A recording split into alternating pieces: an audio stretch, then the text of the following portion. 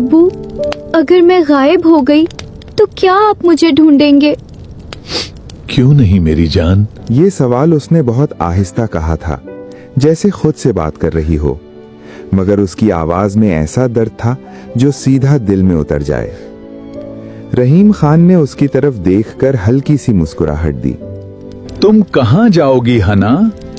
नूरपुर के पहाड़ों से बाहर तुम्हें कोई रास्ता भी नहीं मिलेगा। हिना ने सर झुका लिया, मगर उसके होठों की मुस्कुराहट उसकी आंखों तक न पहुंच सकी। उसने दिल ही दिल में सोचा, रास्ते ना भी हों तो भी इंसान निकल जाता है। मगर ये बात उसने जुबान पर नहीं लाई। उसे नहीं मालूम था कि यही सवाल चंद दिन बाद उसकी जिंदगी का सबसे बड़ा मोड़ बन जाएगा। नूरपुर, पहाड़ों के दरमियान छिपा एक हसीन मगर तन्हा गांव। सुबह के वक्त बादल नीचे उतर आते और ऐसा लगता जैसे पूरा गांव आसमान में तैर रहा हो। चश्मे का पानी इतना साफ कि पत्थर भी दिखाई देते। हवा में ठंडक और फिजा में सुकून। लेकिन इस सुकून के पीछे एक खामोश कमी थी। यहाँ ना कोई स्कूल था, ना कोई उस्ताद, ना कोई रास्ता जो सीधा शहर तक ले जाए। यहाँ लोग जीते थे मगर सीख नहीं पाते थे, और यही कमी हिना के दिल में सबसे ज्यादा चुभती थी। हिना जब छोटी थी तो अपनी माँ के साथ बैठकर कहानियां सुना करती थी। उसकी माँ उसे लफ्जों की दुनिया से रोशनास कराती और कहती, बेटी, इल्म इंसान को आजाद करता है। मगर वो दिन ज्यादा देर ना रहे। हिना सिर्फ 7 साल की थी जब उसकी माँ दुनिया से चली गई। उस दिन के बाद उसका घर तो वही रहा, मगर उसका एहसास बदल गया। रहीम खान ने अपनी बेटी को संभालने की पूरी कोशिश की। वो उसे अकेला नहीं छोड़ता, हर जगह साथ रखता, मगर एक चीज वो उसे नहीं दे सका, तालीम। हिना ने कई बार कहा, अब्बू, मुझे पढ़ना है। रहीम खान हर बार एक ही जवाब देता, यहाँ कहाँ पढ़ोगी बेटी, और शहर जाना हमारे बस की बात नहीं। हिना खामोश हो जाती, मगर उसके अंदर एक आग जलती रहती। वो अक्सर पहाड़ी के ऊपर जाकर बैठ जाती। नीचे पूरा गांव नजर आता और दूर कहीं धुंध में छिपी दुनिया। वो सोचती, क्या वहां भी मेरे जैसे लोग होते होंगे? क्या वहां भी कोई लड़की ऐसे ही ख्वाब देखती होगी? एक दिन गांव में एक अजनबी आया। उसके कपड़े सादा थे, मगर उसके चेहरे पर एक अज़्म था। उसका नाम असद था। वो गांव वालों के पास गया और कहा, मैं यहाँ बच्चों को पढ़ाने आया हूँ। लोगों ने हैरानी से उसे देखा। यहाँ पढ़ाई? किसी ने मजाक उड़ाया, किसी ने कहा, ये ज्यादा दिन नहीं टिकेगा। मगर असद ने हिम्मत नहीं हारी। अगले दिन वो एक बड़े दरख्त के नीचे बैठ गया और चंद बच्चों को बुलाकर पढ़ाना शुरू कर दिया। हिना दूर खड़ी सब देख रही थी। उसका दिल जोर से धड़क रहा था। वो आगे बढ़ना चाहती थी, मगर कदम रुक रहे थे। आखिरकार उसने हिम्मत की और आहिस्ता से कहा, मुझे भी पढ़ना है।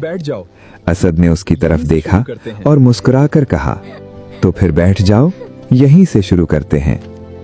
ये अल्फाज हिना के लिए किसी ख्वाब से कम नहीं थे। अब वो रोज वहां जाने लगी। सुबह जल्दी उठती, घर का काम करती और फिर दरख्त के नीचे जाकर बैठ जाती। वो हर्फ सीखती, लफ्ज जोड़ती, जुमले बनाती, और हर दिन उसकी आंखों की चमक बढ़ती जाती। मगर नूरपुर के लोग खामोश नहीं रहे। बातें शुरू हो गईं। वो लड़की रोज उस अजनबी के पास जाती है, ये ठीक नहीं, कल को बदनामी होगी। ये बातें आहिस्ता आहिस्ता बढ़ती गईं और एक दिन रहीम खान के कानों तक पहुंच गईं। उस दिन घर का माहौल बदल गया। हिना, आज के बाद तुम वहां नहीं जाओगी। हिना के हाथ से किताब गिर गई। अब्बू, मैं सिर्फ पढ़ रही हूँ, मुझे कुछ नहीं सुनना। ये जुमला हिना के दिल में तीर की तरह लगा। वो खामोश हो गई। उस रात वो बहुत देर तक जागती रही, छत को देखती रही और सोचती रही, क्या वाकई मैं गलत हूं? अगले दिन वो दरख्त के पास नहीं गई। असद ने इंतजार किया, मगर वो नहीं आई। कुछ दिन बाद असद खुद रहीम खान के पास गया। मैं सिर्फ उसे पढ़ाना चाहता हूं। रहीम खान ने सख्ती से कहा, हमें आपकी जरूरत नहीं। असद चला गया, मगर जाते हुए उसने एक बात कही, अगर आपने उसे रोका तो वो अंदर से टूट जाएगी। ये बात रहीम खान के दिल में रह गई, मगर उसका खौफ उसके दिल पर भारी था। चंद हफ्ते बाद एक रिश्ता आया। लड़का शहर का था, उम्र में बड़ा मगर अमीर। गांव वालों ने कहा, ऐसा रिश्ता बार बार नहीं आता। रहीम खान ने फौरन हाँ कर दी। जब हिना को पता चला तो वो साकत रह गई। अब्बू, मैं ये शादी नहीं करना चाहती, नहीं करनी। ये तुम्हारे लिए बेहतर है। उस दिन हिना को पहली बार लगा कि उसकी जिंदगी उसकी अपनी नहीं रही। शादी की तैयारियां शुरू हो गईं। घर में चहल पहल थी, मगर हिना के अंदर खामोशी थी।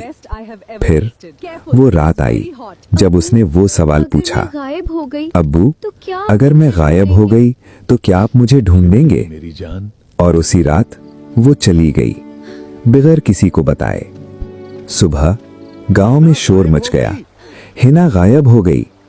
रहीम खान के हाथ कांपने लगे। वो पागलों की तरह उसे ढूंढने लगा, पहाड़ों में, रास्तों पर, मगर वो कहीं नहीं मिली।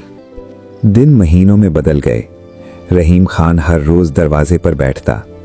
एक दिन एक गाड़ी नूरपुर में आई। लोग हैरान होकर देखने लगे।